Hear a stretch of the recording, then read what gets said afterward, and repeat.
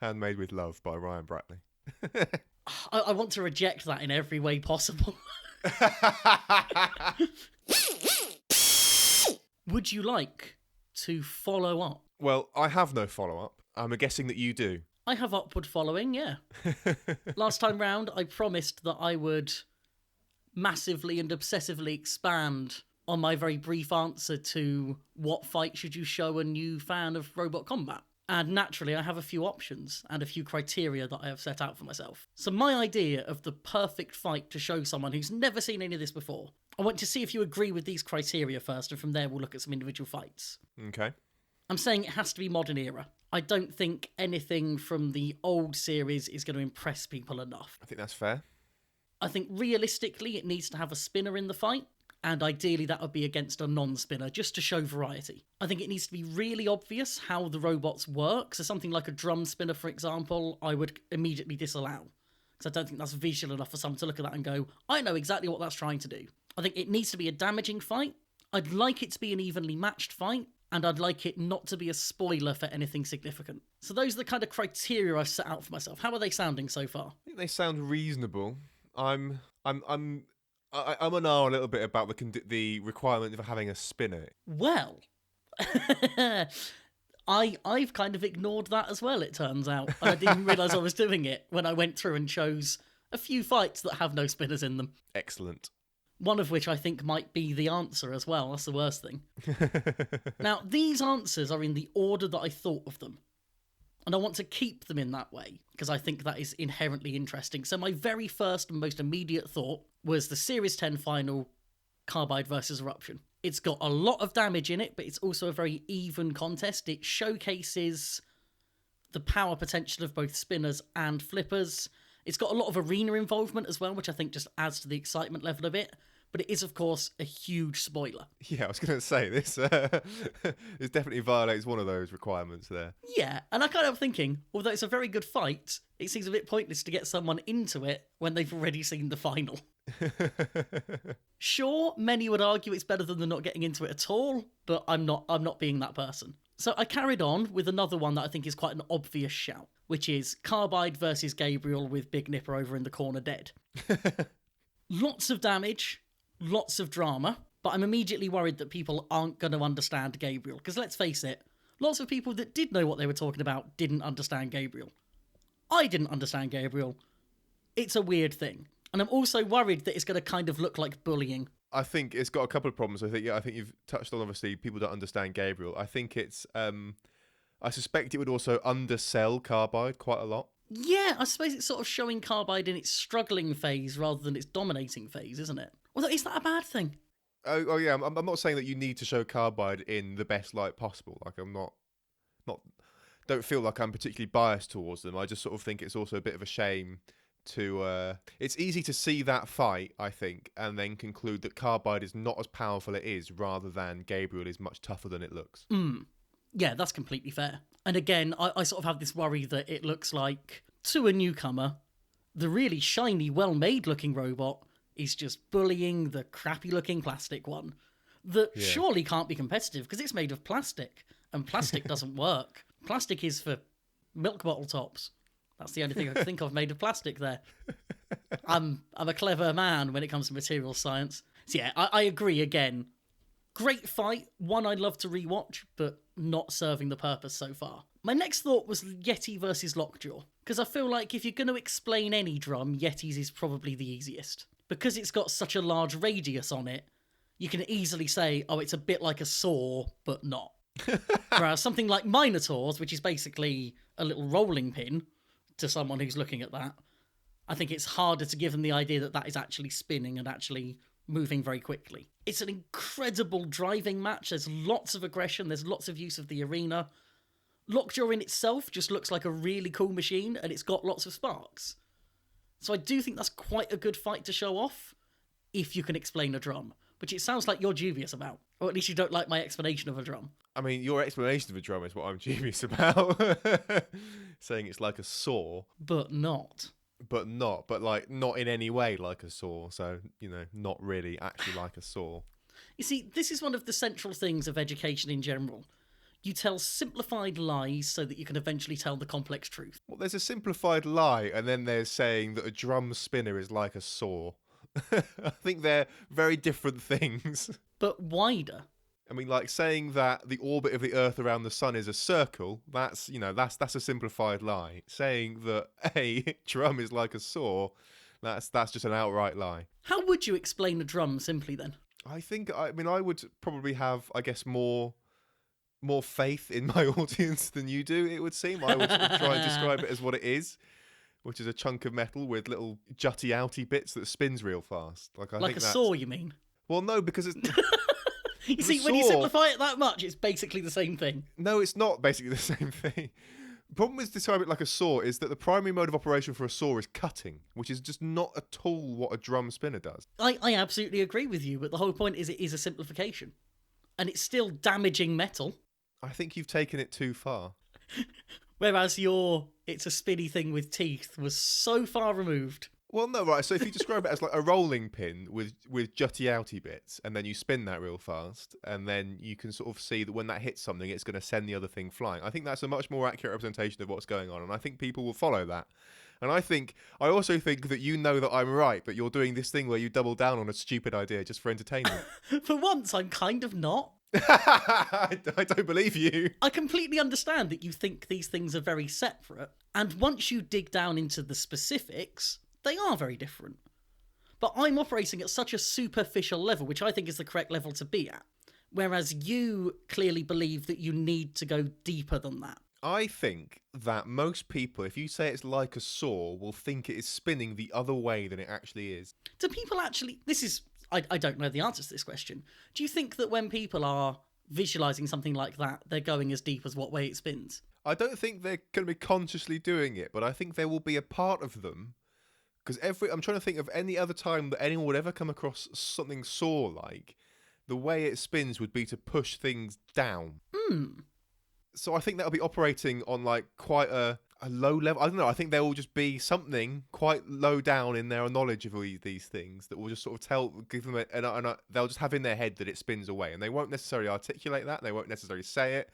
But I think that would cause a bit of confusion when the drum is more often than not spinning the other way to send robots flying up. That makes a lot of sense, because I do think that if you said to someone, imagine a saw blade going backwards, they would all have the same idea of what backwards meant in terms of a saw blade. So yeah, I can see that argument.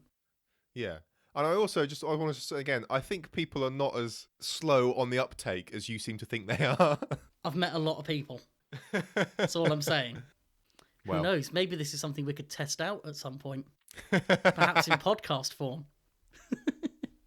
On with the fights then, seeing as you don't believe my fantastic explanations are as good as they get. The next one I looked at, and this is one of my movements away from has to have a spinner, is Bronco versus Blacksmith. Because I think these are the epitome of visual weapons. A big old flipper that visibly jumps when it fires, and a big old hammer with flames. I don't think it becomes much more obvious than that, does it? I'm not sold on that idea.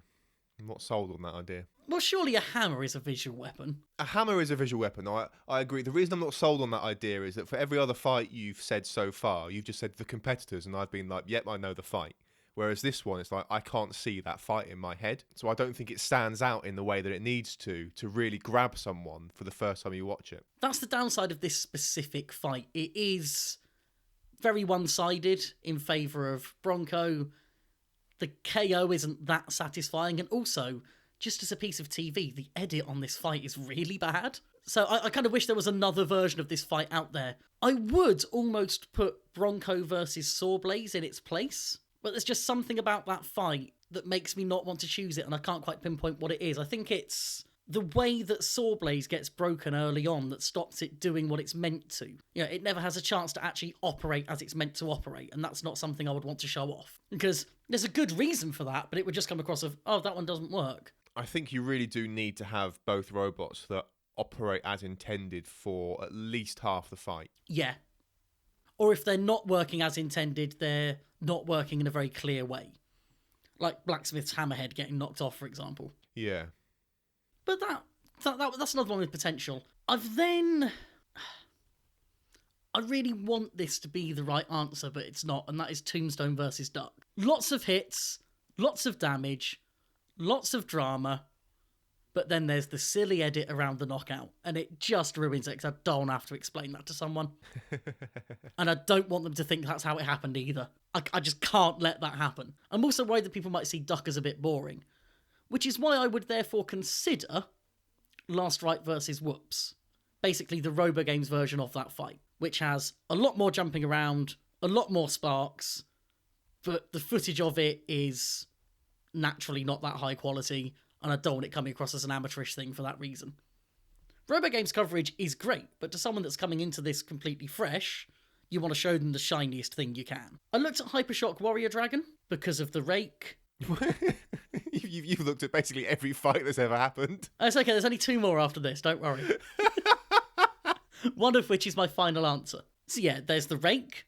Rake is very good. There's decent damage, but again, both of the weapons are kind of confusing, and the KO is kind of underwhelming as well. I then finally came around to what you said. I can't remember if you said this while we were recording or afterwards, but I did give some consideration to Complete Control versus Bombshell, because there's an axe, which is very visual. There's fire, which is very visual. It is a pretty brutal fight, but you've got an annoying minibot and an annoying drone, and I think it gives a very weird idea of what the average battle actually looks like. Which is why I have now finally settled on the one true fight for newbies. And I didn't want this to be the answer. I think it is one of the most boring answers possible, but I finally decided that it's not about it being the best fight. So I've eventually gone for Bronco Tombstone, which, as a fight, isn't the best. It's very one-sided. Bronco barely got a single hit away. But you've got 2 robots that both make a lot of sense. You've got a lot of big hits, and you've got a lot of very visual damage. So that is currently my final answer. And I think we can all agree that the journey was not worth the destination. Or the destination wasn't worth the journey, or whatever way around it is. But that is obsession completed for another week. I invite every dissenting opinion. I think the correct answer is what someone on Twitter gave, and is like a bit of an extension of the idea that I proposed, which was Complete Control versus Bombshell, and they've also suggested following that up with Complete Control versus Warhead, which I agree with. I think that's a fantastic idea. I will also want to put it to you that a fight, if we can find a particularly good fight with Red Devil in it, because that is, for me, a particularly iconic robot, because I think before we started making this podcast, I'd never really watched BattleBots, and then I started watching it because we were making Spinnerproof, and Red Devil was the first one for me. Just seeing that was like, this is really different in the US, and it really stood out to me as this very unique, very different design that did seem to do quite well. So it's sort of like, you know, if there's a good fight with Red Devil, I think that would be a strong candidate as well. But for now, I think Complete Control versus Bombshell just holds a special place for me, and I'd love to show that to people as because, you know, I mean, I like flamethrowers, and having a flamethrower that does serious damage to another robot is rare and exciting. I just worry that it's feeding a misconception that flames are a particularly good weapon. Yeah. Although, if we're pairing fights up, I think we should show Bombshell losing to Complete Control, and then Bombshell finishing second the same season. Just really put the cat amongst the pigeons there. Show it knocking out Minosaur. Oh dear, that would be funny. Still bitter. Still very bitter. I'm sorry. So yeah, now the world knows if you need to get someone into robot combat, those are the fights to go to. It's really case closed at this point, I feel. There'll be no contention about anything that you've just said. I mean, it was all very well thought out, I thought, very well balanced. And, you know, the answer had Tombstone in it, so what more do you need? What more do I need? I need an iPad that works, that's what I need. I'd argue no one needs an iPad. This is true. I don't need an iPad that works. It's very, I don't know, first world of me. But I have an iPad Air 2. I bought it refurbished from some like third-party refurb seller for, I don't know, about 300 quid. It was a great deal. Very happy with it. And it's got to the point now where the battery is very old and doesn't hold a charge very well anymore. And once it gets down to about 20%, if it's cold, or if you do something that suddenly requires a lot of power from the CPU, the iPad will just power off. It will just reboot because the battery is incapable of supplying the required current to keep the thing online, which is irritating. And I thought, I just want this to work. I'll just send it to Apple and they will replace the battery, and then I won't have to think about it again. Because I hear good things about Apple's like support and customer care. So I thought, well, I'll just go with it. I'll pay the Apple tax on the repair, and I'll accept that, and I'll send it off to them. And so I sent it off saying the battery's dead, it needs a new battery. And they were like, sure, we can do that. About 90 quid. Like, fantastic. Well, not fantastic. I'd rather not spend that much, but whatever. And then I get an email saying we need your input on something, or you need you to answer some questions, and they're saying that there are some other problems that were not originally submitted when sort of setting up this repair thing. I'm like, what are they on about? And then you get an email and you get little pictures of the things that they've spotted. And what they've spotted, quite accurately, is that there are a few very small dents. And I'll put some pictures in the show notes. You can judge for yourself how big these dents are. But there are quite small dents in the corners of the iPad, in the aluminium back casing. And Apple, I learned, have a repair policy, which I shall read to you now, or I shall I will read to you what the customer support rep told me. Yeah, Apple does not offer partial repairs because we guarantee in our service that the product will meet all of Apple's standards after repair. We cannot offer a partial repair and knowingly return a product that fails to meet Apple's quality standards in another way. Right? So what this means is that because it's got the dents and those dents don't meet Apple's standards, my options are Apple won't repair it, or Apple will charge me £250 to replace the back casing and the battery. Of the thing that cost you 300. For a thing that cost me about 300, yeah. And if you wanted to buy an iPad today, you could get the lowest end iPad is basically performance-wise the same as the iPad I currently have for like 320 brand new. So it's like brilliant. So yeah, £250 to do that repair or do nothing. And so I opted for them to do nothing. So I once again have an iPad with a battery that doesn't work properly because Apple didn't want to do just the battery. And apparently quite clearly saying in text or whatever other form they'd require, I'd happily sign something to say this. I am fine with the dents. I know they're there. I'm not going to blame you for them, and I don't mind them being there, but they won't do it. It's like, nope, it needs to meet Apple's quality standards in all ways. And so yeah, they won't repair it. But further annoyance, today I took it to 2 different repair shops where I work, and neither of those places will do the replacement either because Apple don't supply the parts for it. So the iPad Air 2 in particular, just this model, is really hard to get any service done on, because as soon as Apple sort of released the iPad Pro, I think like the first gen 9.7 inch iPad Pro, I think they basically stopped making this and they've stopped supplying parts for it, because the difference between an iPad Air 2 and the first gen 9.7 inch iPad Pro isn't a huge amount. So it's hard to find parts for it. So the repairs, like the third-party repair shops, won't do the replacement because there's a very high chance that they're going to break the screen taking the iPad apart because it's all ridiculously glued together. And then they can't get a replacement screen because Apple don't supply it anymore. And then they'd have to use a third-party battery and stuff to do that. So nowhere will do it. But if I had an iPad Air 1, they'd repair it because it's got lots of parts in common with the current low-end iPad. So they'd be able to repair that fine. And of course, iPad Pros have all the parts available from Apple. So I'm going to either have to get shadier and shadier with where I'm willing to go and find someone to change the battery, or just accept the fact that I've got an iPad with a dodgy battery. Or do what Apple want me to do, I think, which is swallow the cost of a new iPad, which is upsetting. There are many things that I need to say in response to this. And I wish I could get them in a sensible order. Response number 1.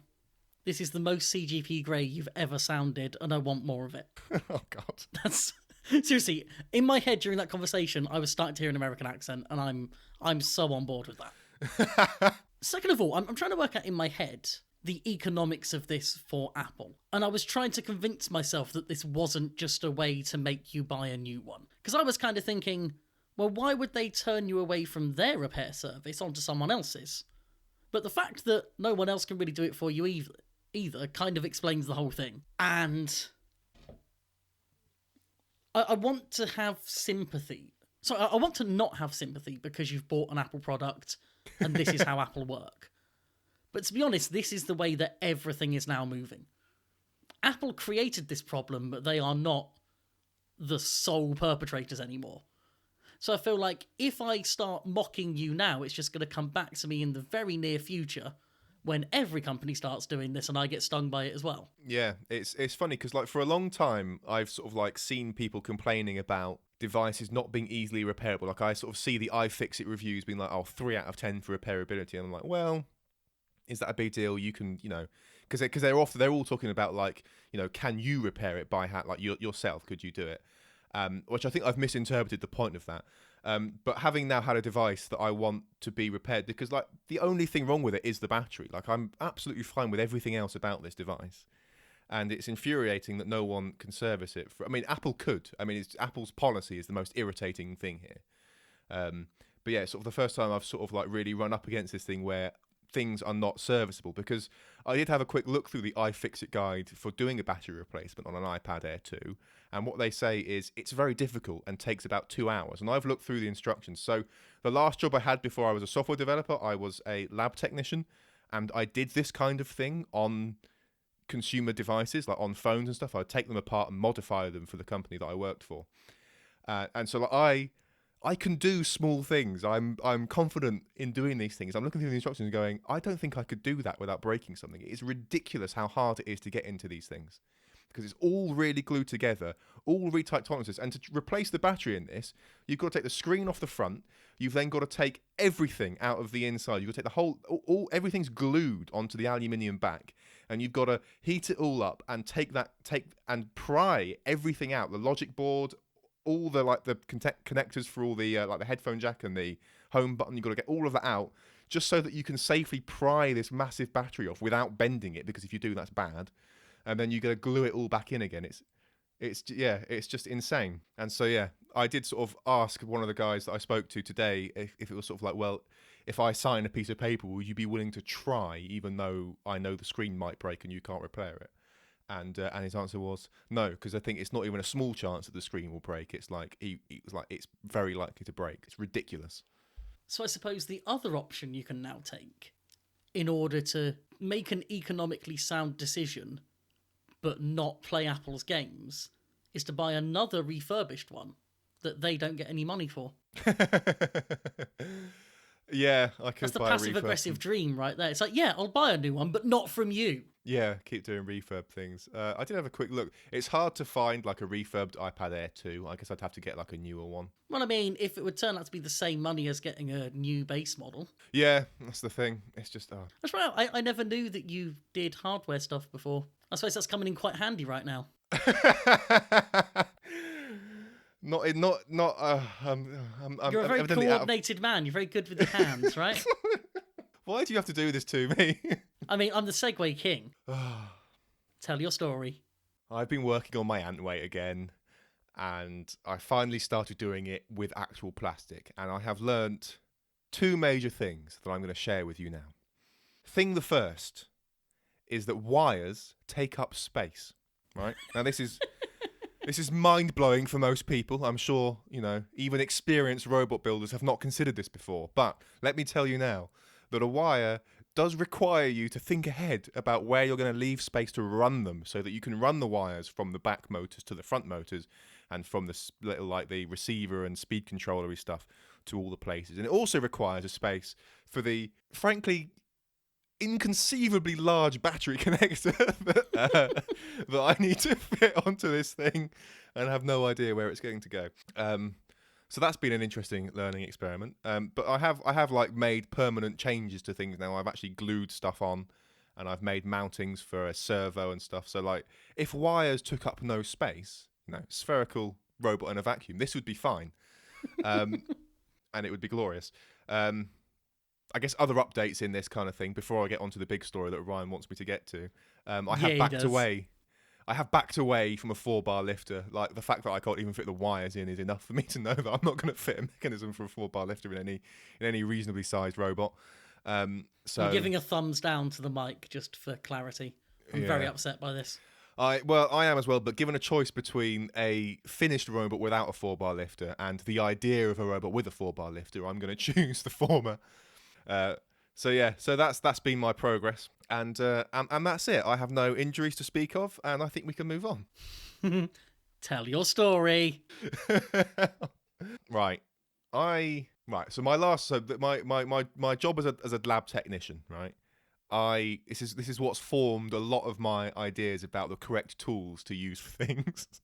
And what we used there for most sort of like precision cutting were surgical scalpels.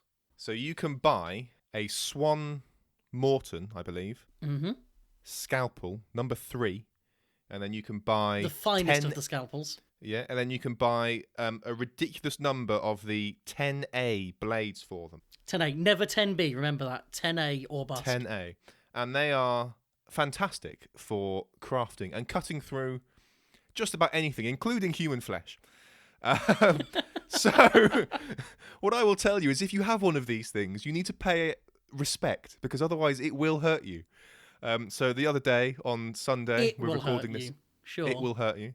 Yes, the other day on the Saturday even. So we're recording on a Wednesday. So the Saturday before, I was working on my antweight, and I had the scalpel loosely held in my right hand. You know, the way you'd hold a pen maybe when you're moving like other things around. So you've got a pen held basically just by your little finger, and then you're using the rest of your hand to move things around. So I'm clearing space, like moving a soldering iron out of the way and stuff like that.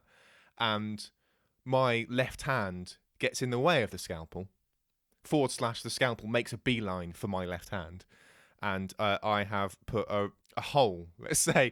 No, I've put quite a deep cut into my little finger on my left hand even, and it is painful. Amusingly, more painful the following day. I say amusingly, interestingly, might be a better word for that. So when I did it, sort of like if you imagine getting like a wooden cocktail stick, right, and just jab your finger quite hard with that. That's what it felt like to do it with this knife. Cutting yourself with a sharp thing will feel like that. It's nothing at the time. It's crazy. Yeah, it's just I barely sort of registered. I sort of knew I'd done it, and then I sort of looked at it and thought, that's going to be really bad, because this is obviously a knife designed for doing almost exactly this. So yeah, I went and quickly bound it up and stuff, and so my finger is still bound quite tightly in stuff. And yeah, the following day was extremely painful, as my body is obviously finally realising that it's got a large hole in it. So that's my story. Scalpels are sharp. It's fantastic because that's like the one place you never cut yourself doing this kind of thing. Because you're usually cutting towards yourself, therefore it's usually thumbs that get taken. So for you to manage to take out a little finger is quite incredible. Yeah, it's often thumbs or like the ends of your index or middle fingers, Yes. I think, are quite common. But to get, so I've got, a stab wound in the side of my little finger. It's quite, that's not something you're going to do while cutting. That is very much I was an idiot because I didn't put the protective cover on the knife and then put the knife down before I did anything else. So, yeah. Don't play with knives, kids. It's dangerous Don't play stuff. with knives. I want to tell you actually quickly about one other thing which I've learned. Ooh. Is about this plastic stuff that I got. I'm sure this is not news to most people, yeah, but I came across this. I've got like a particular brand of it called Polydough, but it's just a particular Shape type block, of. I think, is the best known one. Yeah, so it's a particular type of plastic. You heat it up in hot water, and then it becomes hand moldable, and then when it cools down, it becomes very tough plastic, and it's glorious. And I've used it for making mountings for a servo and a mounting for the the Nano V2 receiver speed controller thing that I have. So yeah, it's cool stuff. See, this is why I'm letting you finish first. I can just nick all your good ideas. And then, of course, execute it better, because I'm a so much more conscientious and patient builder than you. Well, you've learned, obviously, scalpels are dangerous, wires take up space, and this plastic is cool. Except when you're moulding it, then it's still quite hot. It is, yeah. Should we get into some full-size... Oh, you know what? We shouldn't get into some full-sized robots. We should quickly get onto some slightly larger robots. And just mention that Bogglebot's filming has happened. By all accounts, it was a great success. And I'm massively looking forward to seeing that come out in September. December, I know months. Calendars, how do they work with Ryan? It's very upsetting. We should really have been there. But about 2 days before filming dates were announced, I booked a holiday and couldn't go. And I'd like to think that out of solidarity, you didn't go without me rather than just you couldn't be bothered going on your own. I looked into it and I didn't understand how to buy tickets, so I didn't go. And that is... Yeah, that's about the level of barrier it needs for both of us a lot of the time, isn't it? This isn't immediately obvious. Looks like that's not happening. No, I had an offer of tickets on the table and I had to say no. It's my great... I'm saying this really sarcastically. It's genuinely one of my biggest regrets of the year because I would have loved to have gone to that. Yeah, well, I'm sorry you couldn't go. And I mean, part of the reason is I didn't understand how to buy tickets. The other part is I'm just not a very organised person. So yeah, you let the audience believe that. I'm not. What would you I mean, to be fair, I'm comparing to myself, so low more bar. organised than you, but less organised than is required to do things like this. Anyway, on to the big stuff, eh? Let's do it. Episode 15. A home country versus rest of the world special, which historically has always been a very good format. This is the good... To be fair, this is genuinely the good one that we needed. I mean, I am not entirely convinced that the events portrayed in this episode are the events that actually happen. In what way? Okay, so it came down to the final fight being the one that mattered for this sort of USA versus the world. And I don't think that happened by accident. I think they've shown these fights in a particular order because I started to get the sense that there was no sort of like, or very little in the way of live commentary that kind of like revealed the score at any particular moment. But maybe I'm just sort of like changing my memories of things to fulfill my theory here. But yeah, I don't know. It just seemed a bit too good to be true that it came down to the final fight. I feel like we both said as soon as that episode started, this is finishing 3-2, and it'll be 2-2 going into the last one. But I'm kind of fine with that because this was never set up as a serious tournament. What this is basically a sort of combination of whiteboard fights, so exhibition fights that were filmed throughout the tournament, largely while the final 16 was in progress, just to keep the arena full for the live audience. And they've then pulled that together into an entertaining and worthwhile episode. My understanding is they filmed 7 fights. 5 of those got aired here. Of the 2 that were unaired, it was a winner piece. So the result is still kind of fair and valid. Is it though? I wouldn't have been shocked if, say, they had shot 5, with it being a 3-2 win for the rest of the world. I feel like they would have happily just shot more fights until the USA won. I feel like that is how American TV works. But again, if it gets me more fights to watch, I'm fine with it. Because let's face it, the UK versus the rest of the world was hardly fair. I mean, you've touched on the thing that bothers me the most, which is that there is no version of this where it was anything other than a US win, and that really bothers me. Like, I know Americans are very proud of being American, but sometimes it comes across too much, and it's really, really irritating. The whole like USA chanting stuff is annoying. And then the fact that any time there's like a US versus the world on anything, it's like the only reason you're airing this is because you've either engineered it or it happened to be that the US won. If it was anything else, you wouldn't be airing it. And it really bothers me. I mean, I'm not going to go out and outright claim that this was fixed. That is not something I would do. I genuinely wouldn't do that. Because, especially in this, it doesn't matter either way. But I fully agree that as soon as you see something like this happening on an American show, you can basically guarantee the US is coming out on top. Or they're coming out losing, but having lost in some righteous way. Yeah. That's the worst case scenario. It would be like, everyone was against us and they cheated. That's the only way America lose. And I too dislike chants of USA. I don't think any other civilized nation really has a version of that. We certainly don't have a version of that because we're all too busy hating each other. I should point out, I was actually in Scotland recently, so I'm particularly ashamed of being English this week. I'm sorry. I think that one of the things that bothers me, I'm probably going to cut this because it's a bit too political, but one of the things that bothers me about the USA chant and the whole USA pride thing, or like being too proud of where they're from, is that America is terrifying at them, especially at the moment. Like, it's a really terrifying place, and it is objectively awful in so many ways, and yet it's still like, oh yeah, America's the best, America number one. It's like, no. No, it isn't. There'll be people who are trying to, people like who have been stabbed on the street, bleeding to death, begging passers-by to not phone an ambulance because if they do, they'll be charged some insane sum of money and it'll bankrupt them and ruin their life. It's almost like they'd rather take their chances with dying on the street than get taken to a hospital and then be bankrupted immediately. It's just, it's such an insane country to be in. Ah. I'm not going to court any unnecessary controversy, but what I will say is that my experience of the world is that the countries with the greatest right to have self-confidence are the ones that are the quietest about it. Any country that's loud about how great it is usually isn't that great. The UK included. This is like that thing where there's like, there's some nations that are like the Democratic Republic of whatever. And it's like the more words like that you have in it, the more likely it is to be a dictatorship. The People's Republic of North Korea. Yeah. It's all about dem people. But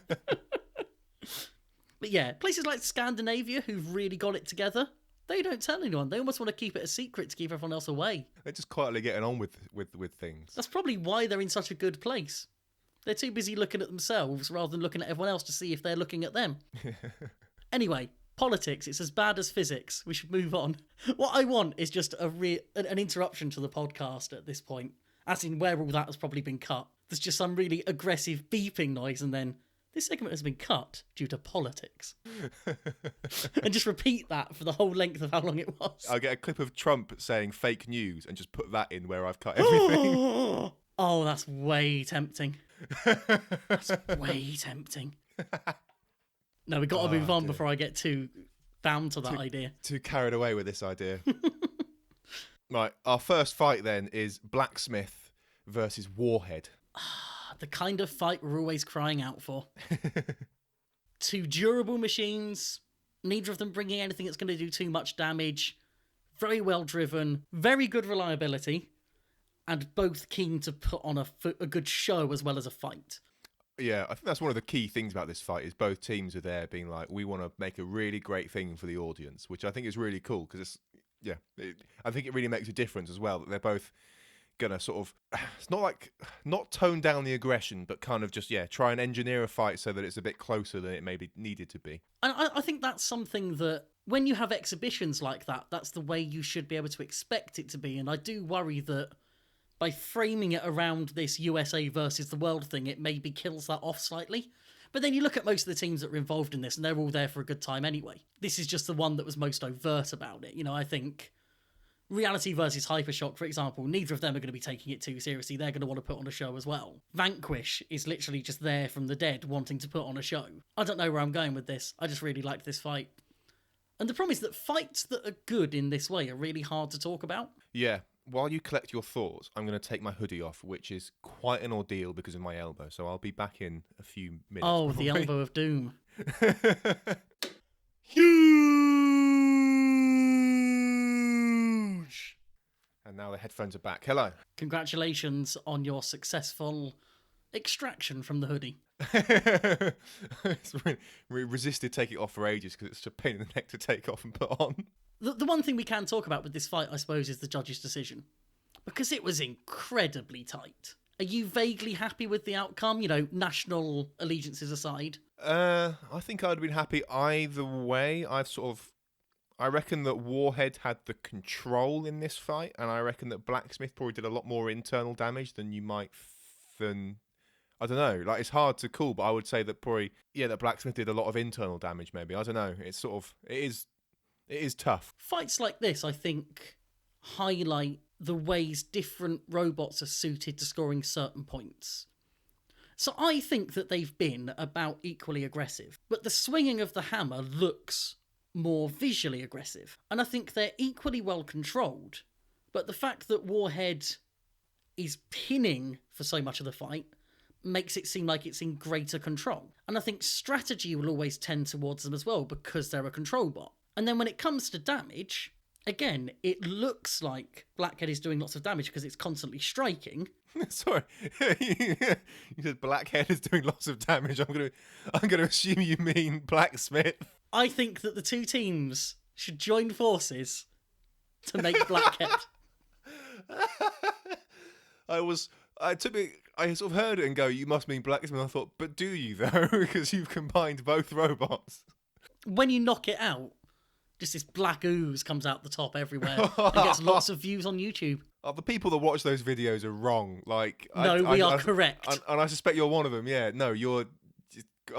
Mate, there's blackhead videos, but then many levels above that, there's earwax videos. Oh, no, I don't even want to go. I don't even want to know about satisfaction. No, I don't even want to know about the kinds of stuff you watch on YouTube. Well, we're going to be talking about this again in the next fight, so.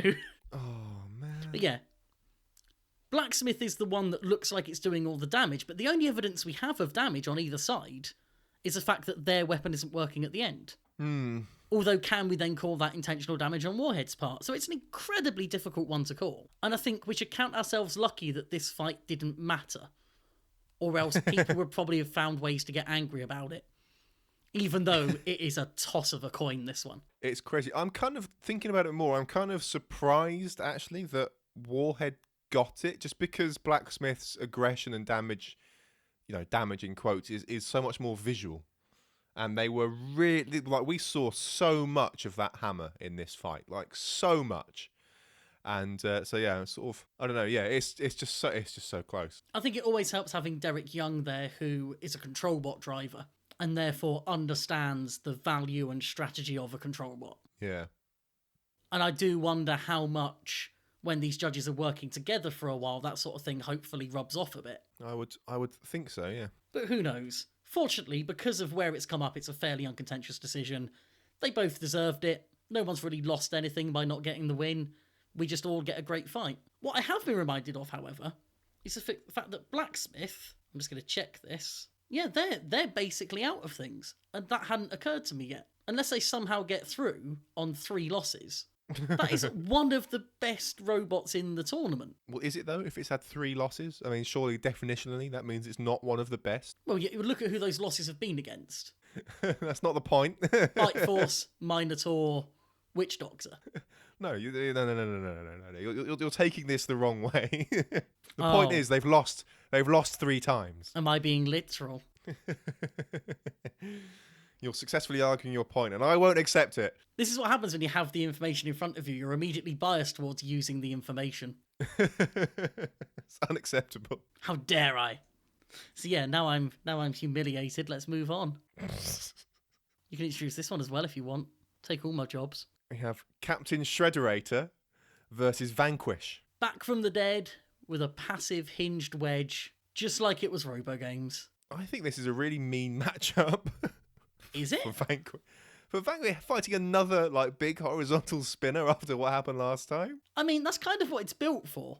I know, but like they clearly haven't succeeded in building it for that. So I think. Hey, but maybe they rebuilt it for that. Maybe like so many other robots, the people who are there doing the welding have done a better job of re-welding it together than the original builders did. Well, what you've got now is what was already a wedge bot that's gone even more wedgy. It looks like, presumably because this isn't part of the main competition, they've been allowed to go in without an active weapon. They've got a sort of passive hinged wedge, which is one of the best spinner killer sort of methods out there. What they haven't done is get the box rush in. They've kind of gone halfway and then just stopped and looked at it with all of those eyes. Who was it who asked what all the eyes were for? One of the commentators asked what all the eyes were for, and I have an answer for them. What are all the eyes for, Sam?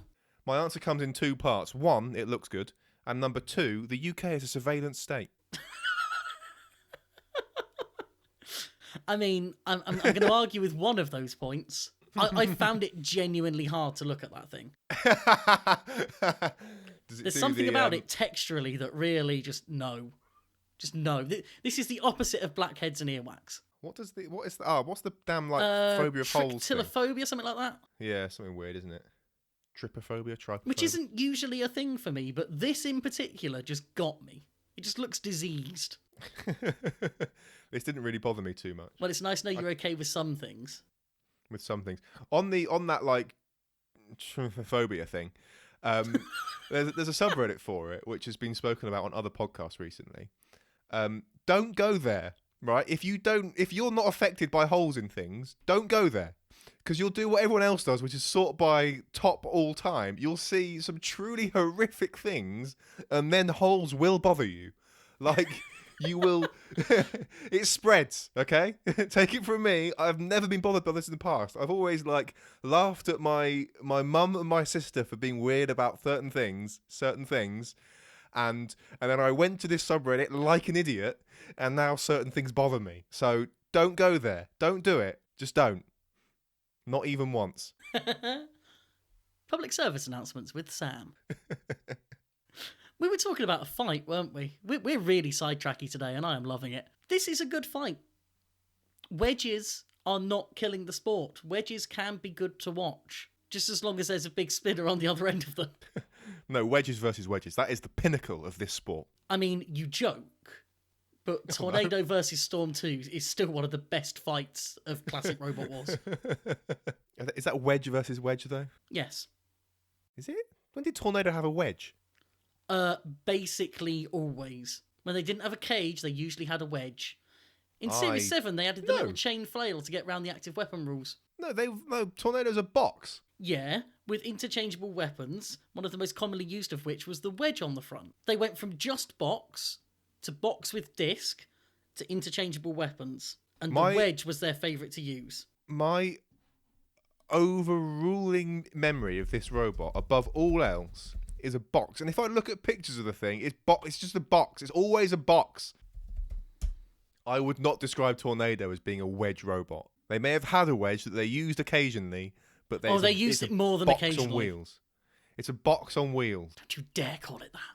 I know you're still angry, but just going to make sure that I have sent you an image of it with the wedge. Yes, I've seen images of it with a wedge. I'm looking at it now, but most of the Well, if nothing else, that fight was wedge versus wedge. Okay. I'll give you that one. Regardless of generalisation, that specific fight, pure wedge. It was wedge squared. Possibly even wedge cubed. Or cuboided, because when you put the two wedges together. Oh, no. I think geometry counts as, like, things we should avoid. No. We're very good at it. Of course, the one thing that a wedge can't protect you from is the spinner coming back down and landing on you a second time, which is exactly how Vanquish died. And this is the second time that a hit, rather than removing the wheels from the robot, has removed the robot from the wheels. There's something very wrong about that robot for that to have happened twice.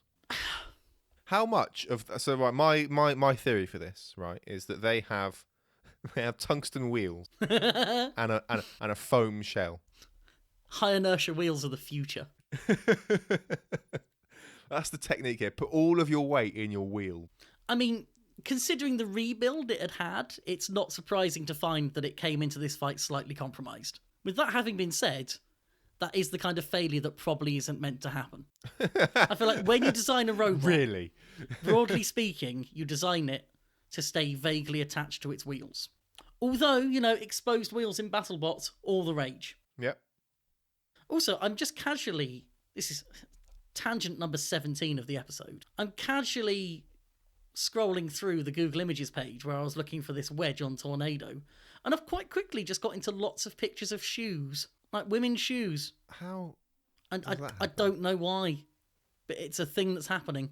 And then occasionally a picture of Gabriel will pop up, because why not? I've got a stormtrooper. I've got some weird, like, My Little Pony thing for some reason. Look, stop describing the contents of your office and get back to the podcast. I'm sorry. Oh, funny enough, I've just got a picture of Captain Shredderator as well. Or is that the Revolutionist, as it was? Ooh, let's not get into that. Shutting the tab. Focus. You can do it. I believe in me. Next fight, because we do genuinely need to get moving here. I don't know what you're on about. Yeah, Captain Shredderator 1. It's 1-1. Parity. Woo! Didn't see that coming. Next up, Red Devil versus Kraken. Controlbot versus Controlbot, with a little bit of crushing. Oh, dude, this fight. Oh, my God. I can't tell if you're really happy or really upset. Kraken beat Red Devil. That's the headline here. But further to that, Kraken beat Red Devil in exactly the way they said they were going to at the beginning of the fight. Oh yeah, they called their shot, didn't they? They knew exactly what they were going to do, and then they did it perfectly, and then they won. It's absolutely amazing. I didn't think Kraken was even capable of winning anything, and yet here we are, having beaten Red Devil, and it's amazing. I am so incredibly glad that Kraken have got the win they deserve. It seems like they've made a lot of improvements as the tournament has gone on. You know, they came in with a crazy idea that just about worked, and they've developed it into a crazy idea that definitely works. I mean, yeah, just total domination in this fight. It was almost painful because I really like Red Devil, and it was almost painful for me to see this happen because it's like, oh, I love this robot, and it's being beaten by a robot that I just think so little of, and I evidently shouldn't think so little of it. And I mean, I don't want to sort of rein myself in a little bit. I think Kraken is particularly well suited to beating Red Devil. Oh yeah, it's a good matchup. Kraken isn't going to win many other fights, I don't think. But yeah, it is somewhat painful to watch, but also kind of incredible. I really hope that with this win, they've kind of punched their ticket for next season. Because even if they don't make huge strides with the Crusher system, even if they don't make massive upgrades to the body to make it a little more controlled and a little more effective as a wedge and a little more defensive and so on, just the thought that they might eventually get it working really well is enough to make it worthwhile. And I almost feel like BattleBots would be doing the community a service if they gave this team a reason to keep making this machine better. Yeah, I think when you initially suggested that they might come back next season, I was like, oh, do we really want that? But no, we do. I think I do want this because I will take any Crusher over no Crushers. A pneumatic Crusher at that. Well, there we go. So yeah, Kraken earning that win. Red Devil kind of underwhelming this season, but it's still a robot that I'm always going to want to see fight, just for the knowledge that it can cut into things. Yeah. Well, that was an easy one, wasn't it? That was a Kraken fight. Original jokes here all week. Reality versus Hypershock. Just push on through, Ryan. Push on through. Look, I have a Kraken sense of humour. I don't know what your problem is. Just keep him happy, and he'll stop.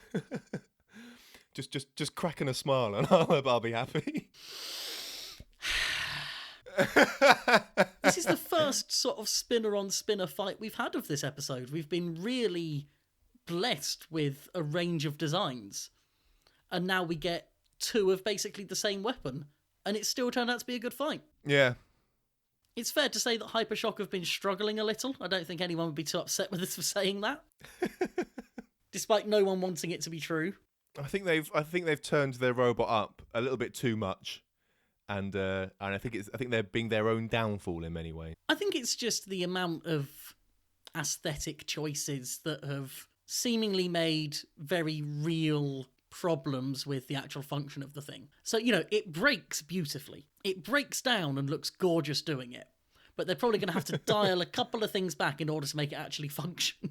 I think they can leave the aesthetics as they are. I think they just basically, I would just say turn the drive down just a little bit, just a touch, and maybe don't use pneumatic tyres. They're not pneumatic tyres, though. They're foam filled. Oh, the foam. Well, I know, but no one uses pneumatic tyres. No one's that dim. Although, actually, I think PP3D might have been doing that, but that was for shock purposes. Okay, right, whatever.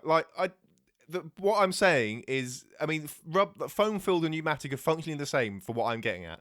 Use like a solid compound so that it doesn't bounce whenever you stop it. If they can get those really cool looking tyres in a solid compound, I'm sure they will. They have 3D printers. You're not wrong. I imagine theoretically you could mill tyres from solid rubber. Although I dread to think what kind of horrible dust that's going to cause. Worth it. But that sounds like someone else's problem if you're paying them to do it.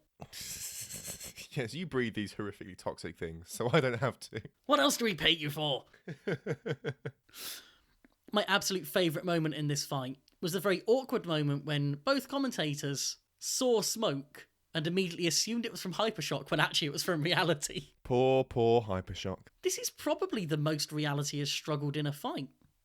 That's the silly thing. They haven't really got any hits away with the weapon. They've taken a lot of hits themselves, although not really taken much damage. The weapon's given up quite early, But fortunately, they were against Hypershock, so they needed to keep running for 2 minutes and they were going to win. Yeah, it's just a waiting game with them, isn't it? The spin up as well on the Hypershock weapons still seems to be a bit of a problem. Once it gets going, it hits hard. But they seem to spend the first 10 or 15 seconds of every fight it's like they're trying to remember how to start the weapon. Maybe it's got some like really complicated startup sequence and there's someone like frantically doing something. Or maybe it's like, those hacking mini games in video games where they're sort of doing like the connect the pipe thing or whatever. They've got to do all of that crap before they can start the weapon up. I think that's how robot combat should go in future. Have physical tests of skill for the drivers to complete. What's that? In Robot Wars, you want to open the pit? Okay, complete this electric shock maze thing. I don't know what they're called. You got to do this. You got to complete a whole Screwball Scramble, obviously. Oh, all the what's the stupid? There's this like the it doesn't matter. I can't explain it well enough. No, let's move on. I need to know now. Right, in the Batman Arkham games, Okay, I don't know. Well, I'm going to keep going now. There's one of the. It's not really a mini game, but one of the mechanics in there is like that you can sort of like tune into the frequency of of like these force field generator things that lock off certain areas, and you've got to use like the left stick is doing like one thing, and the right stick is doing another thing on this wave, and then when you line it all up correctly, it will blow up something, and then you get in. So right? There's one control doing amplitude, and there's one doing wavelength. I don't think it's quite like that. Is it a waveform? I don't think it's quite like that in the Batman ones. In the new Spider-Man game, it is exactly that. I have played games that use that as a mechanic, and it's really interesting the first 5 or 6 times. Yeah, and then you just have to keep doing it throughout the entire game, and it's really tedious. Well, the other one that got really tedious is in Ratchet and Clank. There's the hacking mini game in that is not fun. Well, that's what you get for playing games made for children, Sam. You should come play How grown-up dare you? games. Ratchet and Clank. How can you say it's made for children with such cracking names as like Up Your Arsenal? It's. I mean, that's just every pub quiz. Ratchet and Clank is a fantastic game. They all are. Well, Mate, I say come play Stardew Valley like us grown-ups. Ratchet and Clank all the way. Theme Hospital. Nerd. Should we go on to the decider then? The decider in scare quotes. The moment that we never saw coming. We thought it was going to be a rest of the world whitewash up till this point. How wrong we were, Sam. What fools we were made to look. Sawblaze versus Endgame, which, to be fair, is a really good matchup. And we're not going to mention the accidental spoiler on the parts of the editors that they put in the build-up to this fight. Those who know. Those who want to know can go rewatch. I wish I didn't know. It's okay. Do you know? No. Good. Keep it that way. I hang my... Is it a spoiler for like other things like that haven't been aired yet, or is it a spoiler for this fight? Well, I mean, you can't really have spoilers for things that have already aired. That's not how that works. I know, but like what I'm saying is, was it a spoiler for this fight that it was shown beyond in, like, this a clip? fight. Okay, so to say any fine. more would in itself be a spoiler. Okay, I won't look it up then. Yeah, you don't do that. I don't know why I'm being so passive aggressive about this. Because you're weird. I think now is the point where I have to say that I was overly optimistic about Endgame at the start of the season. Thank God. It's a very good machine. I stand by that. But the reliability just hasn't been there. And I was hoping that based on it having already competed in China, it would be, whereas I think my understanding now is that this was basically a new build with quite a few different components and things. So, yeah, I was a little rash on that. I'm still very impressed by it. I still very much enjoy watching it fight. Well, I'm glad that I can report that my opinions of this have been the same from the first time I saw it, which is not as good as everyone else seems to think it is. That's fair. So, once again, I am right. The world should bow down before me. This is my one admittance of fault for this set of 10 episodes. You'll have to wait until at least episode 41 now before there's a chance of another one. Okay. And I'm going to try and use it as late as I can. Of course you are. I mean, is there a guaranteed 1 per 10? No, but that's the maximum. Well, that's what I mean. So within 10 episodes from now, As in, there'll be an... I know, it's a maximum of 1 per 10 episodes. Yep. Is there a minimum per 10 episodes? No. No, of course not. I don't know what I'm getting at. I'm an idiot. Well, I mean, I'm sorry. Technically, there's a minimum of 0. I understand what you mean. I've been a fool. And that's particularly irritating given what I've just said about the world bowing down before me. Were you over-optimistic by any chance? Look, let's just move on. Let us do that for many reasons. All I can say is, after the start they had, how have Endgame not gone on to win this fight easily? The worst damage that Sawblaze can possibly take is for that central fork to be brought off the ground. Once you do that to them, you've basically crippled them. And somehow Endgame has managed to do that damage and then not really do any more afterwards. That's because Sawblaze is a good and very well-driven robot. Oh yeah, the driving is incredible. And it always will be. But there's only so much scooping you can do when the central part of your scoop doesn't scoop no more. But they don't even need that to... They don't even need to be able to scoop things, because they've still got the two prongs, I guess, on the left and right. They can still kind of shepherd a robot around. And they did that quite a lot with Endgame, like shepherding them into a corner and then keeping them there for a bit and stuff. Like they've still got... I think you need to do more than just bend up the middle prong to cripple Sawblaze. I've just realised what happened in this fight. Endgame turned Sawblaze into Jellyfish. No, it didn't. Which, no, as no, you state, it didn't. No, is a very no, effective design. no, no, no, it did no such thing. Sawblaze with its middle prong bent up is not Jellyfish. You're right, it's not quite as good as Jellyfish, but it still worked. No, this is not at all what happened, okay? I challenge you to find me a more Jellyfish-esque robot than Sawblaze with the middle prong taken out. You won't find one. It's the next best thing. It's not it's significantly better than Jellyfish could ever be. Hey, we don't know. Jellyfish was shot down in its prime, Sam. We don't know what it could have been. Look, the key difference here is that Sawblaze has, a powerful drive and a good driver, right? Jellyfish, I don't know about the driver, but I do know that it did not have a powerful enough drive to do this. Yet. And I still think a linear clamp is a ridiculous idea. Fine then, I'm going to build one and beat you with it. It's funny because I wouldn't know how. But yeah, this really is just a fight defined by disappointing performances from Endgame and yet more good driving from Sawblaze. Yeah. Didn't help that for a reasonably long period, Endgame seemed to lose one side of their drive. At one point, I'm not sure if the weapon stopped working or they were just inexplicably choosing not to use it. At the end, they've died completely, and yet apparently this is still a close judge's decision. Apart from damage, what have Endgame done? Well, Endgame have been Endgame, right? And they've got a vertical spinner, and therefore they must win. No, therefore they must be accepted. That's how it works.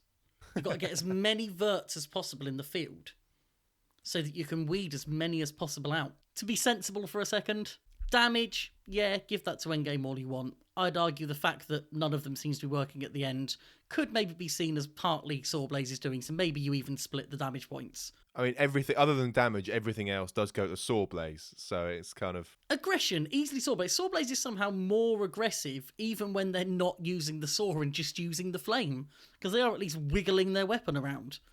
Control, they have all of it. You have to remind me about this. This aggression thing still confuses me because I apparently can't internalize information. Does a flamethrower count as an active weapon? And do you No. need to be using? So you need to be using a powered weapon or an active weapon to get aggression points. And if Sawblaze can't use their saw, they can't be getting aggression points. So while I agree with you, I would describe Sawblaze as being very aggressive in this fight. I suspect part of what makes this close is that they can't actually score the points technically, whereas Endgame at the beginning of the fight can. I am willing to class the arm that the flamethrower is on as enough of an active weapon. But are the judges? I mean, I'm not sure they know what they're doing some of the time, so... I think it depends on the day from what we've seen. I suspect that kind of contention there is probably what makes it closer than it maybe seems if you're not using the rules to try and judge it. And again, I will just say, and I will say this every time that it comes up, just show people how the judging works. Put a document out on the website. It says there's a judge's guide and you can't find it anywhere. Just show us what they're making these decisions based on. Because as much as it won't stop the shouting, it will at least provide some answers for the people that are willing to look for them. Yeah. That's judging rant number 17 over. For now. If you keep doing it, maybe someone on BattleBots production will hear you. I might just start tweeting them every day, because that won't get annoying.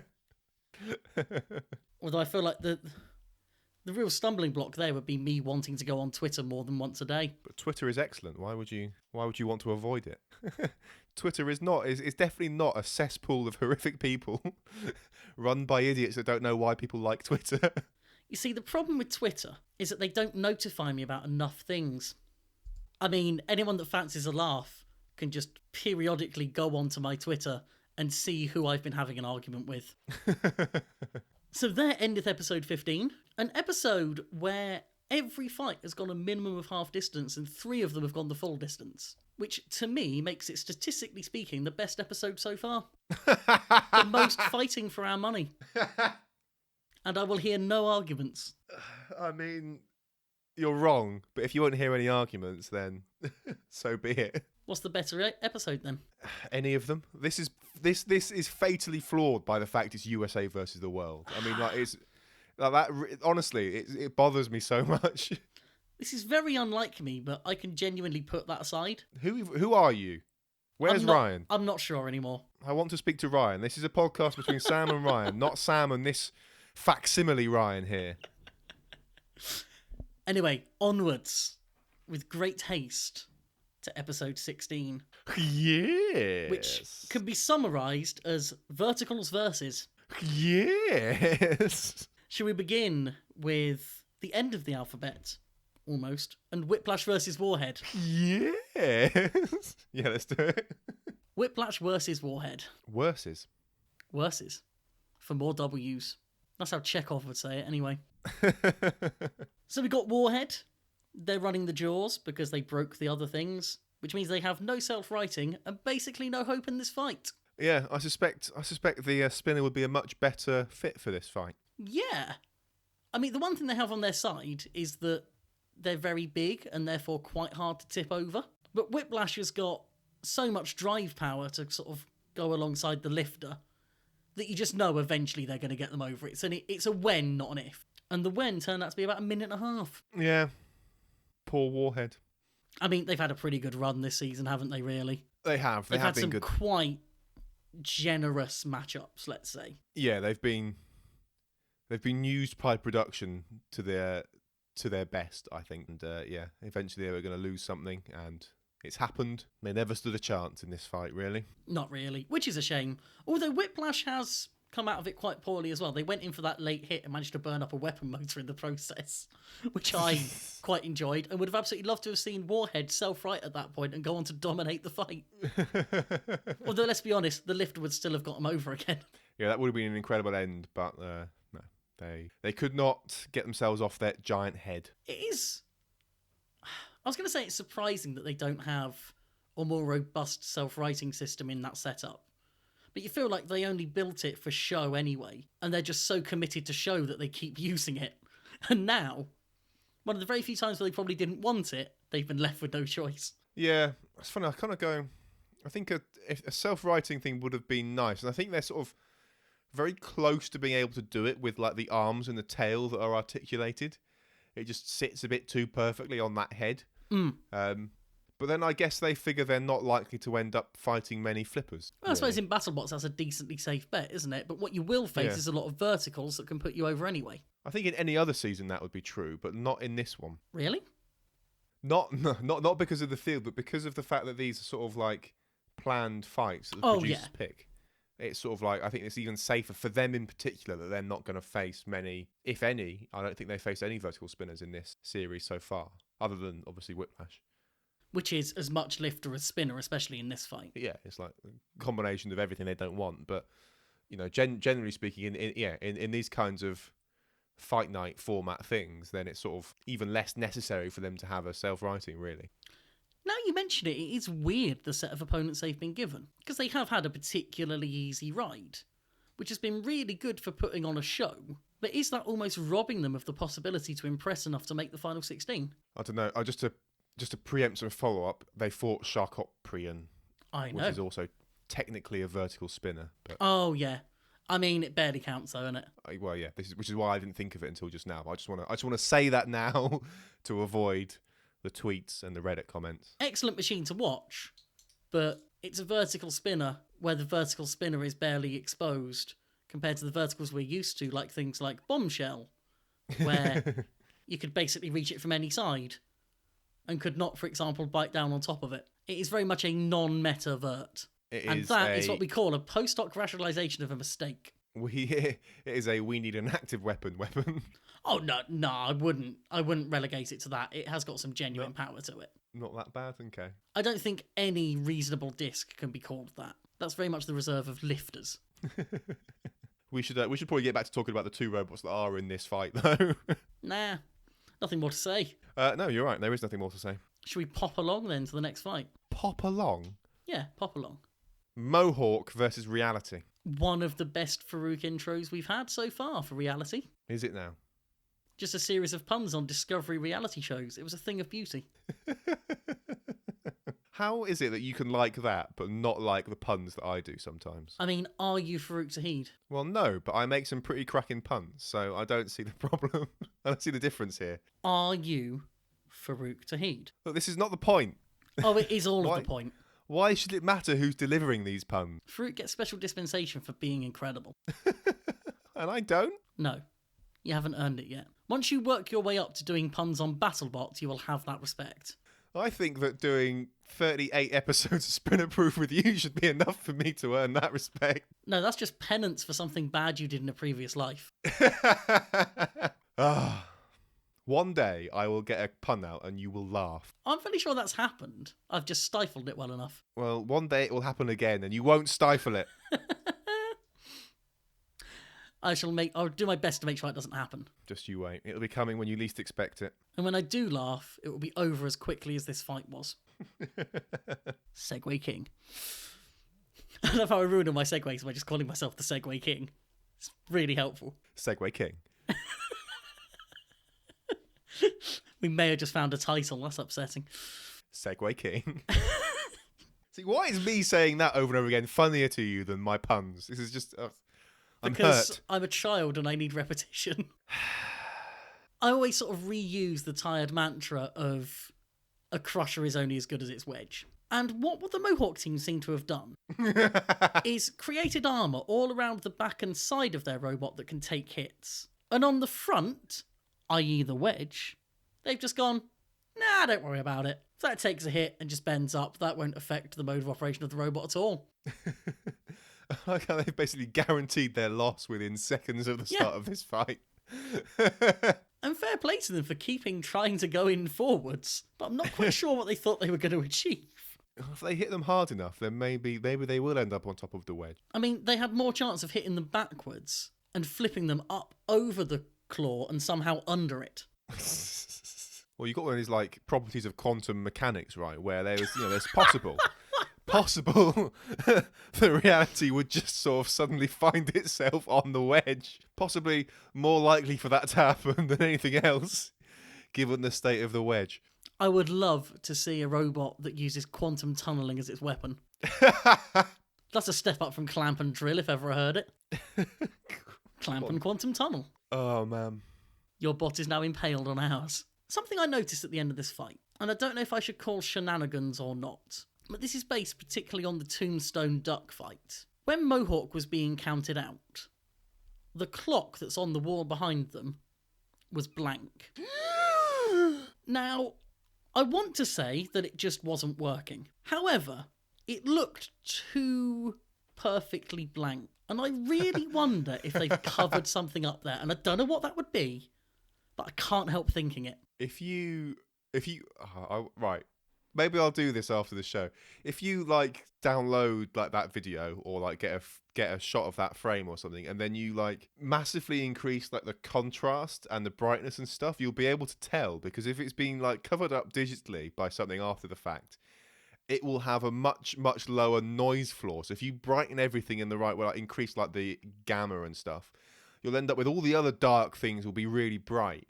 But this completely solid black thing with no sensor noise will stay black, and it'll be really obvious that that's been covered up in post. I'm going to say that after YouTube compression, that probably wouldn't be a reliable method. I don't know, man. I reckon... If someone's got an HD rip straight from Discovery's on-demand service and wants to give that a go, I will pay them in follow-up, which is, as we all know, the most valuable currency a podcast can produce. Yes, I might try it from a YouTube rip and see if I can see anything there. Wow, if it is and shenanigans are confirmed, we're going to blow the lid off this whole thing. It's going to be huge. Problem is, it's going to be. Ooh, we both stopped at the same time. That's creepy. The problem is because we revealed our methodology before actually drawing any conclusions. Someone else may do the research first and then break the story, and then they'll get all the Reddit karma. We better rush this out unedited then. I think it's very much ready to go as is. Yeah, nothing at all needs cutting. Next up, we have Warhawk versus free shipping. And considering that every free shipping fight so far has been a great fight, I was very excited for this. Did it live up to your expectations? No, it was rubbish. Free shipping is just too flimsy and too poorly driven to be entertaining. I mean, imagine having your weapon just fall off the front of your robot being held on by a chain, and how lame that would be. I mean, what kind of idiot takes a perfectly good robot and puts a forklift on it? And why does it keep catching fire? What's up with that? Why didn't they just build a wedge with a disc? Because there's fools and they know nothing of building robots. They'll never win BattleBots that way. I can't believe they think they will. I've taken a shot at verts there. I think Warhawk is probably my favourite vert in the field at the moment. Apart from Huge, obviously, but that's an outlier. I still really love the stance and the design of Warhawk. I love the sort of modular build of it. I love all the sort of shock isolation on it. It's a beautiful thing. They still have absolutely no weapon reliability, but they look good when they do work. The weapon was all right in this fight. Like, it stayed spinning for the whole thing, I thought. I thought it stopped at some point, unless I just assumed that because it's Warhawk and it's done that a couple of times. Hang on, I might be. It might not have been running constantly, but I don't think it broke at any point. I'm an idiot. It's drive that Warhawk's been having a problem with. Well, I'm glad we've both been idiots in this fight, in this episode then. Some of us more than others. Hey now. You're an all-star.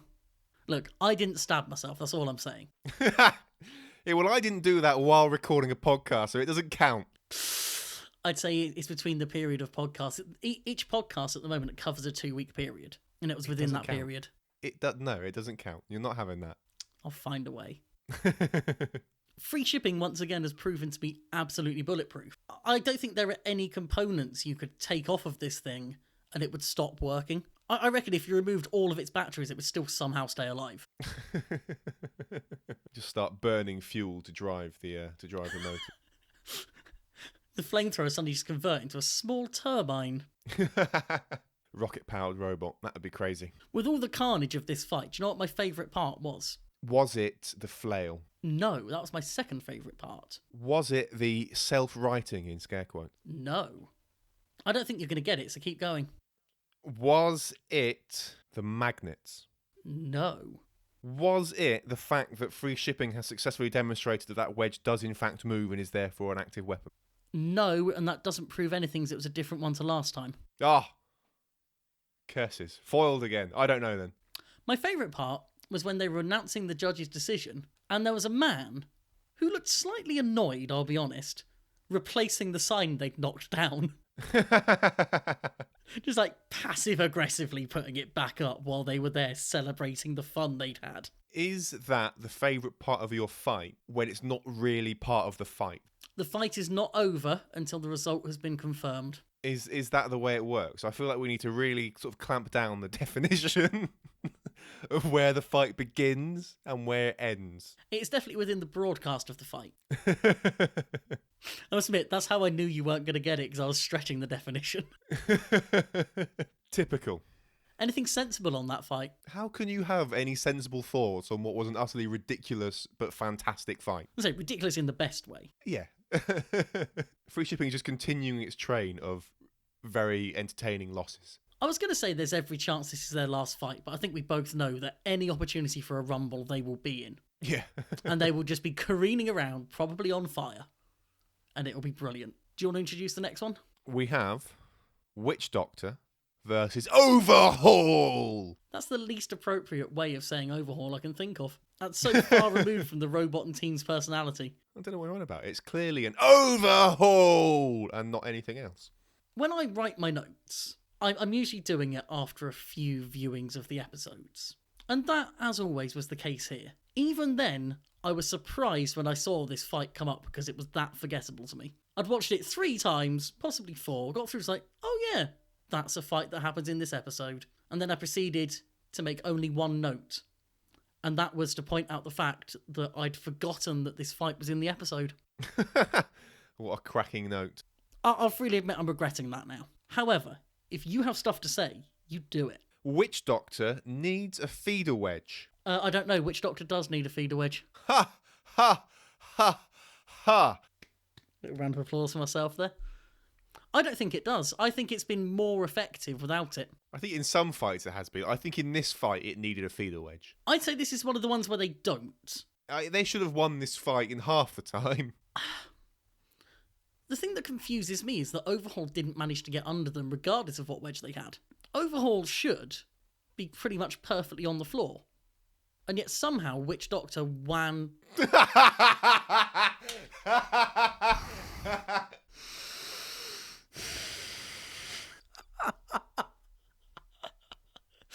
And yet somehow Witch Doctor won that battle for lower ground. So I'm not going to criticise their wedge at all just based on that. Well, I think they need a wedge. I think that I think Witch Doctor winning the ground clearance battle there. Sorry, Witch Doctor winning the ground clearance battle there is an indication that the leading edge of Overhaul's fork thing is too thick. I think that's what happened. That's pretty much the only explanation. There we go. The one thing I had to respect with Overhaul was when they were trying to count them out. And Charles tried to play a little technicality when it came to movement. And I don't think he took it far enough. He tried to claim that there was a sort of imperceptible movement being made that should be counted as his robot still being active. However, I would argue that every robot is constantly demonstrating movement because the Earth is not a stationary object. God, here we go. That studio is on the surface of the Earth, which is spinning around its centre. The Earth is careening around the sun. The solar system itself is careening around the galactic core. The galaxy itself is careening away from the centre of the universe. We are all moving at all times, and that should comfort us. But those referees, they don't appreciate that. And they try to indoctrinate us, really, with their narrow-minded view of what movement is. Therefore, every fight should go to the judges. Should it now? In the hope of further controversy. You think even fights where, Vanquish, for example, gets torn in half should still go to the judges? Well, I'm not saying they'd win. Might get a split decision depending who's on the panel. God. Although, at that point, any decision is a split decision. Why? If they've been ripped in 2. Oh, that's awful. Yes, it is. Let us continue to the final fight, eh? I suppose so. What do we got? We've got Minotaur versus Sub-Zero. This one got people opinionated, didn't it? Shockingly. A lot of people questioning why Sub-Zero would get a main event like this, saying that they're not up to the standard of taking on Minotaur, when I personally think they are the ideal opponent in terms of creating an entertaining fight. I can't tell if you're being serious or not. No, I really do feel that. You've said some pretty poor things about Sub-Zero in the past. Look, Sub-Zero is objectively an ineffective machine. It's an oil tanker that is barely mobile at the best of times. It used to have an interesting and effective flipper design that they've made actively worse. The self-righting is the clumsiest thing I can possibly imagine. However, it is durable. Just like Blacksmith, not the biggest offensive potential, but durable. We saw that when they took on Captain Shredderator. We saw that when they took on Icewave last season, even though their robot was only half finished going into that fight. They can take hits, and they can take a lot of them. And if you want an entertaining main event with a big damage machine like Minotaur, you need an opponent that can match it. And if you're going to have the format we have, it can't constantly be top-tier opposition like Tombstone. Sometimes you have to bring one of the littler guys up. And when it comes to the littler guys who've been struggling, Sub-Zero is the ideal machine for that fight. Who else in the field do you really think is going to go almost 3 minutes in there? Chomp. Yeah, I completely agree. I'd love to see that fight as well. I think I feel about Sub-Zero the way a lot of people feel about Chomp, in that I don't like Sub-Zero. I don't think it should get the sort of like praise it seems to get sometimes. But then, like Chomp, it is a tank, and it hasn't, apparently, from what I hear from the from the people. Them people. Them people, Chris and Kenny. the commentators of what I hear from the commentators is that they've never been knocked out in the heavyweight battle bots thing. So They fought Ice Wave last season, and Ice Wave's weapon kind of gave up halfway through after dishing out a lot of damage. But they were fine. They absolutely tanked it. And I suppose what this really sort of highlights for me is that I'm not worried about a main event necessarily being close. I don't feel that I need to be going into a main event going, oh, I wonder who's going to win this. I think it's just as entertaining to go in wondering, oh, I wonder how quickly that robot is going to win this. Or I wonder how easily they're going to win it. Because Sub-Zero hasn't really put up a fight. They've not shown any real offensive output. They've stopped and started for the final sort of minute of the fight and eventually been knocked out quite handily. When they got themselves upside down, they could barely self-right from there. But they've lasted long enough to get hurt a lot. And if we want to see big hits, that's how we're going to get them. Otherwise, we end up with Monsoon versus Son of Waiachi, 2 hits and it's over. Which, while spectacular for a trailer, isn't great TV to me. It certainly isn't a main event. yeah, I mean, this was a I don't know how I feel about this fight really. I guess my my lack of love for Sub-Zero kind of dampens my feelings for this fight in general, I guess. I can see that, but surely if nothing else, you enjoy seeing it get broken. I did enjoy seeing it get dismantled slowly by Minotaur, as it always does, and it was the couple of shots of a very twisted looking Sub-Zero. So I got some good things out of it, I suppose. The only way it could have been better is if Spitfire had died again. Yeah, I suppose in a sense it's an underwhelming main event to talk about because there isn't a back and forth to really get into.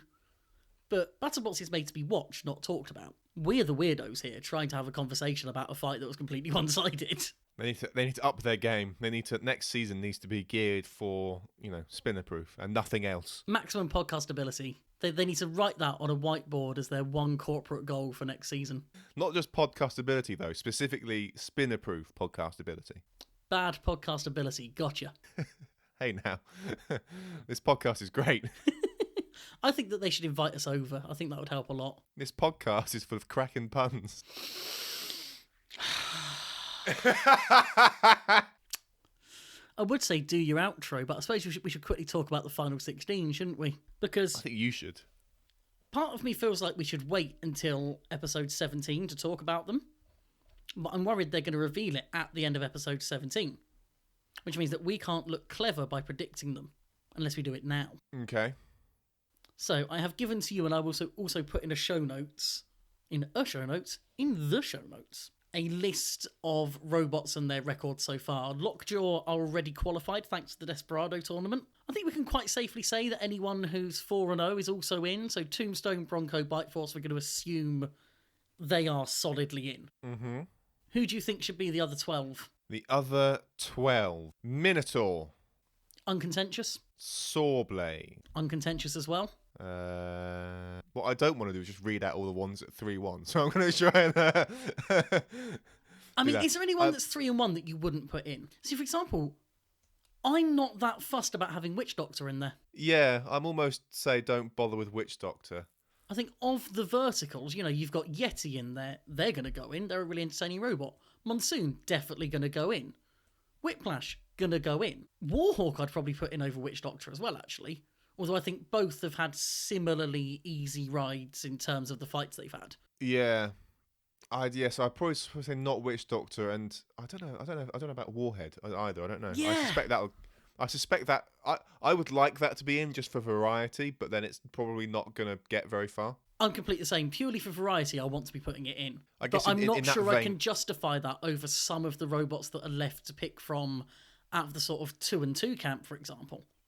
Yeah. So something like Duck, who's gone 2-2, when you bear in mind it's had Bronco and Tombstone in that, they barely count as losses. Yeah, but they are losses, though.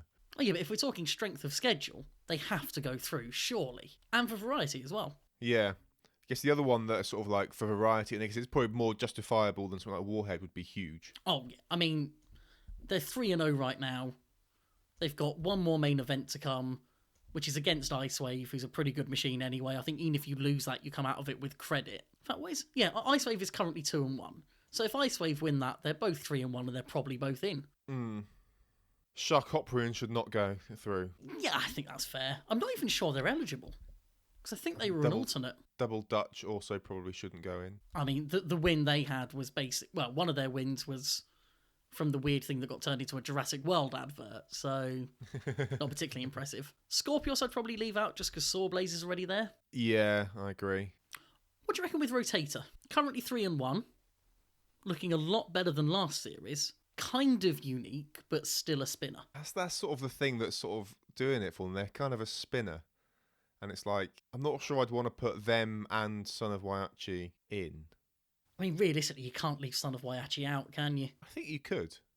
And it would be I mean, fine. who have their wins been against? They beat Monsoon, didn't they? Who else have they beaten?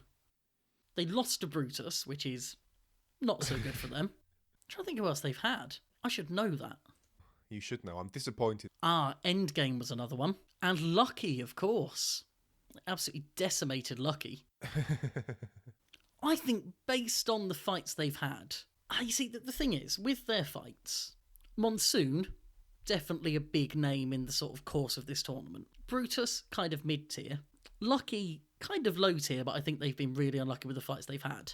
Lucky had 6 fights. Yeah, because they did Desperado tournament and got to the final of it, then lost. The tricky thing with Son of Waiachi is whether you class beating Endgame as an achievement or not. And I think I have been, but maybe shouldn't have been. The thing about things like Son of Waiachi and stuff is like, there's a lot of robots here that are kind of staples of BattleBots, and there's a big part of me that's sort of like, maybe let's not put them in and bring up some other robots that are a bit newer, like Valkyrie and stuff. And it's sort of like, which is probably not the best way to do this tournament, so I would say probably this should not be the justification for anything. But I don't know, there is a part of me that sort of like would be unwilling to put these things in just because I'd like to leave room for other competitors. I think I'm the same. See as much.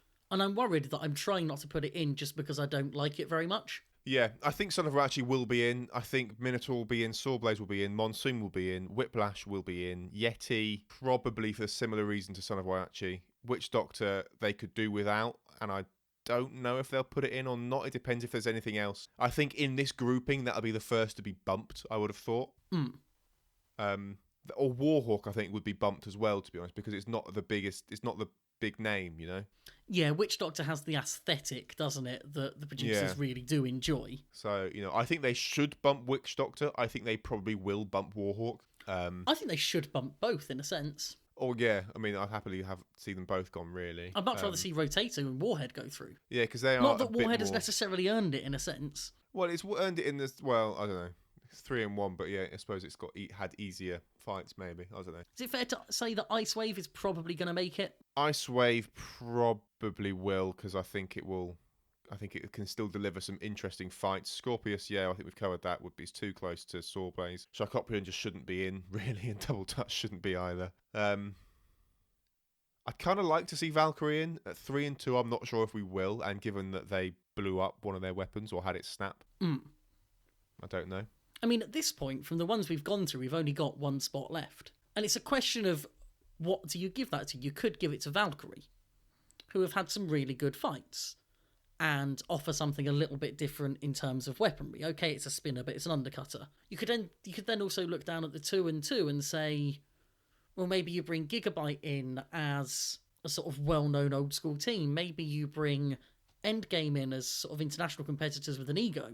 Maybe you bring Red Devil in because it's Red Devil and it's interesting. Maybe you even bring Ultimo Destructo in because why not? They're going to bring Ultimo Destructo in. What I mean, that is the obvious choice here. I don't know who you'd give that last slot to. I suspect it would be Endgame or Gigabyte. Maybe Duck, but that's less likely, I think. I think Duck deserves to be in either way. Their only losses are against basically the top 2 seeds. The fights they've had are worth more than, say, Warhead's wins, and I say that as a Warhead fan. Yeah. The one other sort of wild card I could bring in, and it's hard to justify in one way but easy in others, is that I would genuinely consider bringing Blacksmith through. They're 3-1, but bear in mind in that they've lost to Bite Force, who are among the top seeds, they are unbeaten. They've lost to Minotaur, who again are a top tier robot. They had a close win against Witch Doctor, which they really earned. And then, okay, they've had Four Horsemen as another one. But when you look at it, it would be the only hammer in the field at that point. You know it's durable, you know it's well driven, so you can guarantee you're going to get decent fights out of it. And it's got lots of fire, which visually they love. Yeah, I think we're going to end up with a final 16 that's basically like the famous robots. I hope not. I hope not, but I think that's what we're likely to end up with. I hope you're wrong, but I don't necessarily think you're wrong. And that seems like a good endpoint to me if you're done.